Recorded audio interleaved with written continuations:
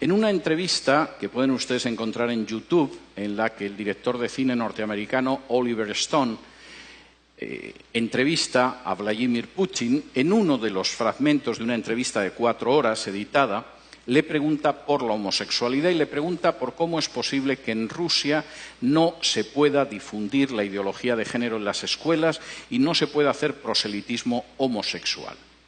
Y la respuesta que le da Putin es absolutamente ejemplar. En Rusia no se persigue, no se encarcela, no se discrimina a ningún adulto por ser homosexual. Hay actores, hay artistas, hay deportistas que son homosexuales y nadie los persigue ni los discrimina. Pero no vamos a tolerar que adoctrinen a los niños en una ideología que es contraria a la familia. Porque la base de esta nación es la familia. Si el niño se convierte en adulto al llegar a los 18 años y decide ser homosexual, es una decisión suya. Pero no vamos a tolerar que la familia la destruyan desde abajo, haciendo proselitismos con niños que no tienen el criterio suficiente para decidir en un sentido o en otro. Yo puedo estar muy poco de acuerdo en muchas cosas con Putin, pero ahí le doy toda la razón. En el caso de China, todavía son más estrictos. Y he tenido ocasión de hablar con chinos acerca de esto. Los chinos siguen arrastrando la herida de lo que ellos llaman el siglo de humillaciones. Hace ahora poco menos de un siglo, los británicos, que ambicionaban apoderarse de la porcelana, del té, de la seda china, quisieron hacerse con ella, pero los chinos no veían que los ingleses tuvieran nada con lo que pudieran intercambiar la seda, el té o tantas cosas valiosas. De modo que los ingleses, puesto que nada de lo que ellos vendían les interesaban a los chinos, decidieron venderles drogas y les obligaron a abrir puertos por los que introducían el opio para consumo de los chinos. Los chinos se opusieron, la Marina británica era más poderosa, y después de perder 2 guerras no tuvieron más remedio que aceptar puertos extranjeros que introducían el veneno de la droga en China y que sumieron durante prácticamente un siglo a China en el mayor sometimiento y la mayor explotación a potencias extranjeras que había vivido en una historia milenaria. La visión de los chinos sobre la ideología de género es la misma. Esto es peor que el opio que trajeron los ingleses. Y si dejamos que entre en nuestra sociedad y que destruya la familia, el efecto va a ser peor que el opio británico. No lo vamos a tolerar.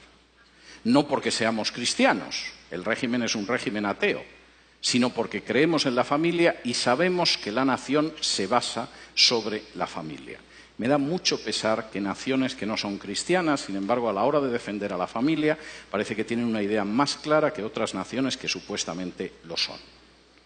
En quinto lugar, y esto es tremendo, la ideología de género es una bomba de relojería demográfica. No hay nación ni cultura que pueda sobrevivir con un crecimiento demográfico inferior al 2,5. Están ustedes ya por debajo del 2,5 en la República Dominicana. Hasta el 2,3, que es su tasa de crecimiento en estos momentos, tienen posibilidad de reacción. Todavía es reversible, quizá en una generación, un proceso de desplome demográfico. A partir del 2% no hay esperanza. Cualquier cultura, cualquier nación está condenada sí o sí. La ideología de género va a conseguir que Europa, la Europa que yo he conocido, desaparezca en una generación, quizá en menos. En España la tasa de crecimiento demográfica es del 1,1. Es normal, hemos matado más de 1 millón de criaturas en el vientre de sus madres, siguiendo la supuesta salud sexual y reproductiva. La tasa de crecimiento de los musulmanes en España es del 8,1. Como ven, el futuro que le espera a la cultura española y a la nación española no es ideal. Reduzcan ustedes su tasa de crecimiento. Bajen del 2,3 en el que están ahora a un punto de crecimiento demográfico donde se condenen a sí mismos como país y como cultura. y después solo falta que puedan entrar en masa inmigrantes de otro país sin ningún tipo de control y la República Dominicana que ustedes conocen habrá desaparecido antes de un cuarto de siglo. Denle las gracias a la ideología de género en ese sentido. Finalmente, y esto me parece muy importante, la ideología de género es un ataque directo contra la soberanía nacional. Finalmente, no es algo que deciden los políticos de este país. Los políticos de este país, en muchos casos, ignoran qué es la ideología de género, como los políticos de otro país. En otras ocasiones solo piensan en su propia promoción personal. Un político sin apenas importancia puede acabar siendo ministra de la Mujer o ministro o secretario general de Políticas de Igualdad o cosas de este tipo. Les han asegurado la vida para los próximos 30 o 40 años engañando a la población.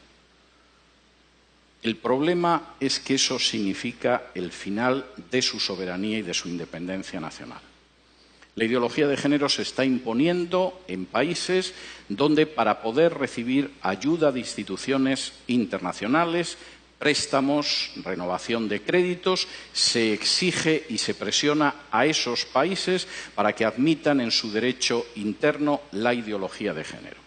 Y he tenido la posibilidad de hablar con dirigentes de países de Hispanoamérica y no de Hispanoamérica que tenían que confesar las angustiosas presiones que habían recibido de organizaciones ligadas a Naciones Unidas o al Departamento de Estado de Estados Unidos para admitir la ideología de género en su seno o enfrentarse con una situación difícil desde una perspectiva económica.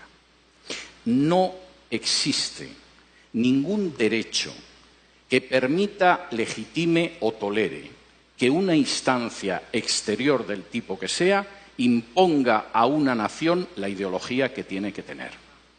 Por muy pequeña que pueda ser esa nación, por muy reducido que sea su peso en el concierto internacional, por muy joven incluso que pueda ser en términos históricos, no existe organización internacional, fundación privada o país extranjero que tenga derecho a imponerle la ideología de género.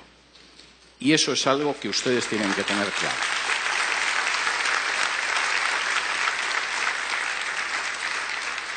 Y si me lo permiten, antes de pasar al terreno de las preguntas, quisiera realizar un paralelo a una situación esencial en la historia de Israel.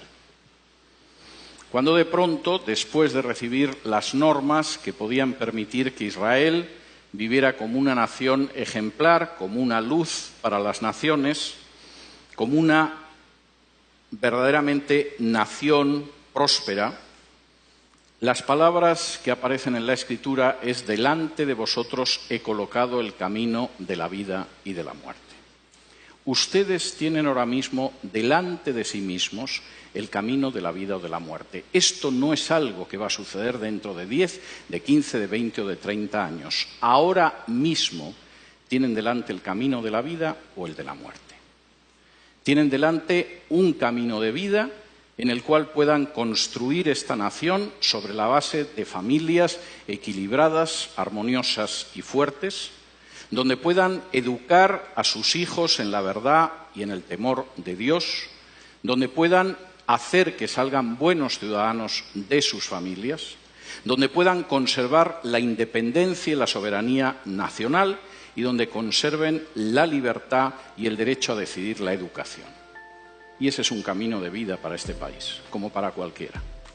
O tienen delante el camino de muerte, el camino en el que van a ver cómo su soberanía nacional desaparece, cómo se destruye la familia natural, cómo se acaba con el sistema educativo, cómo se levanta un sistema de mordaza totalitaria sobre los ciudadanos de este país, cómo se tritura el principio de igualdad bajo la ley, cómo su demografía desaparece y cómo al final se encuentran condenados como cultura o como nación. Delante de ustedes ahora mismo hay un camino de vida y hay un camino de muerte encarnado en la ideología de género. Ustedes son los que tienen que decidir. Muchas gracias.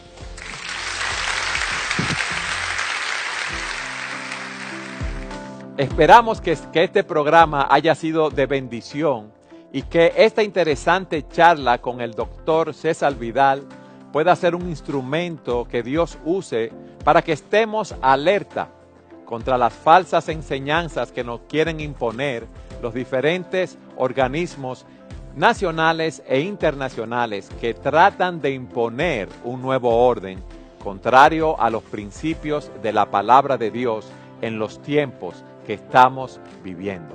Gracias por habernos acompañado en su programa Entendiendo los Tiempos.